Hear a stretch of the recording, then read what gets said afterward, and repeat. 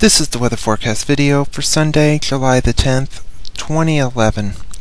Let's first take a look at the satellite image from last evening. You can see some cloudiness over the southern states, from Alabama into Georgia, and some cloudiness over the plain states with the next storm system that'll be moving in our direction over the next couple of days.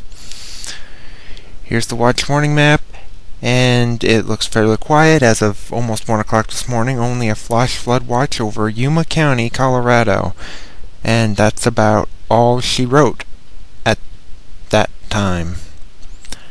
Severe weather outlook for today and tonight. 4 areas from northeastern Colorado through Nebraska, the Dakotas, Minnesota, Iowa, Illinois, northern Illinois, Wisconsin, and the upper peninsula of Michigan. Here's the tornado outlook for today and tonight. The better chances of any isolated tornadoes will be over the Dakotas, or southeastern North Dakota, northeastern South Dakota, and west central Minnesota, including places like Fargo and Aberdeen. Here's the damaging wind outlook for today and tonight. Better chances, again, over extreme southeastern North Dakota, eastern South Dakota, and southwestern and central Minnesota.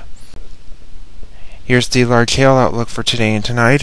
Better chances over northeastern South Dakota, southeastern North Dakota, and west central Minnesota, with the hatched enhanced area of very large hail extending slightly further to the north and to the east, as far east as the Twin Cities. Here is the significant tornado parameter. This is at 7 p.m. this evening from the 0Z NAM model. You're going to see some higher numbers over South Dakota and into central Iowa. Here is the supercell parameter from same model at 7 p.m. this evening. You can see some high numbers over South Dakota and also over southern Iowa into northern Missouri in areas that are not even under a risk of severe weather. And here's the significant severe parameter at 7 p.m. this evening, showing some fairly high numbers over South Dakota into western and southern Iowa. We only show these numbers because these are the highest numbers we've seen in quite a while in this area. Here's the surface-based CAPE at 7 p.m. this evening from a WRF model, and you can see that CAPE values will be anywhere between about 2,000 and 3,500 joules per kilogram across the state. Here is the convective inhibition, or the capping layer. It shows that there'll be some moderate to some places may even have a strong cap. The turquoise and dark blue areas are stronger cap, red areas are weaker cap, and white areas have no cap. And this is a new thing you've seen. This is the lifting index with the dew points. The dark green over Iowa means dew points will be in the 70s, and you see right in the central part of the state a lifting index of -10. That means some very unstable air across the state. And we move ahead to day 2. This is for Monday and Monday night. A slight risk of severe weather extends from Montana, Wyoming, through South Dakota, Nebraska, into Iowa, southern Minnesota, and into Illinois, Wisconsin, Michigan, Indiana, and northwestern Ohio.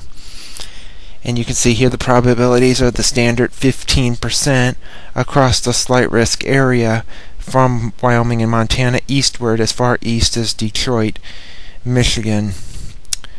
Here's the QPF chart, precipitation over the next 5 days through Thursday evening at 7 o'clock, showing that some hefty amounts of rain could fall, upwards of 4.2 inches in a bullseye over Sioux Falls, South Dakota, with amounts trailing off to under an inch in eastern Iowa. Here's the 0Z GFS Model Run.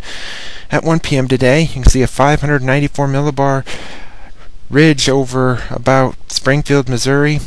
We'll be on the north side of it. With that, there could be, like we have been saying, showers and thunderstorms, some of them severe if the cap happens to break. Large hail, damaging winds will likely be the main threats, at least in the state. Monday, frontal boundary is beginning to stall across the state. Chances of showers and thunderstorms, some of them could be severe, or isolatedly could be severe, with some large hail, damaging winds.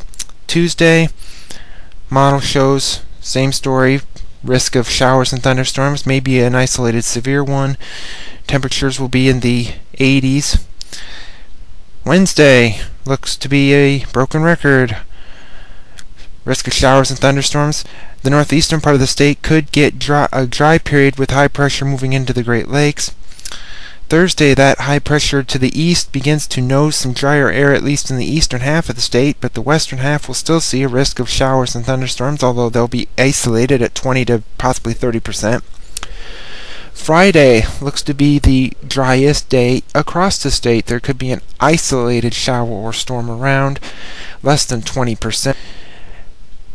Saturday, you can see temperatures will begin to warm up. By this point, highs will be running back up and approaching or topping 90 degrees as the rain and moisture has moved north of the state. A week from today, there's that 594 ridge, now further north, centered at about over Kansas City. Storm track is well to the north of the U.S.-Canadian border, and with that, that moves the moisture to the north and puts us in the heat, or in the triple H of hazy, hot, and humid conditions, which we've experienced over the last few days and today. We move ahead to July the 21st. Trough moving in through the Great Lakes with a bit of a ridge over the west, and storm track moving in from the northwest, and with that, that could bring in a front, and that could bring some showers and thunderstorms and some cooler conditions from Canada by the middle to end of next week. And at the end of the forecast period, July the 25th, there's that 594 ridge again, now centered over Denver, with a northwesterly flow over the Great Lakes in New England. With that, that could bring some isolated pockets of some showers and thunderstorms in a northwesterly flow, but things can change on any model run, and the next one could see something totally different. Thank you for tuning in to the weather forecast video. We'll have another one tomorrow.